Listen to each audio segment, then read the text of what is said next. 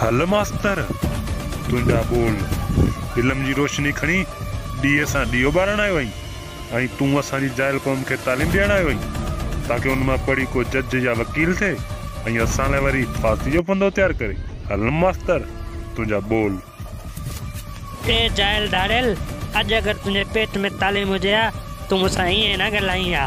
इहे उछंगर रस्ता छॾे सिधी राह ते हलो, पंहिंजे पाण खे कानून जे हवाले करे पंहिंजे गुनाहनि जी माफ़ी वठो।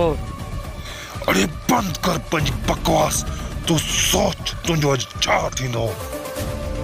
मुंहिंजो उहो ई थींदो जेको ख़ुदा चाहींदो।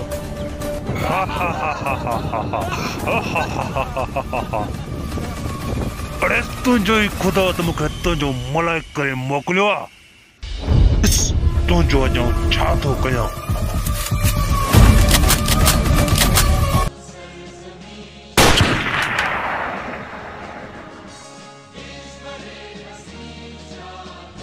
चंड तारनि में साओ झंडो चढ़ंदो रहंदो,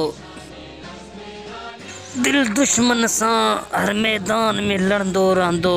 केतिरी बि कोशिश करे तालीम खे मिटाइण जी शहंशाह सदाम, पर सिंध मर जो बच्चो पढ़ंदो रहंदो।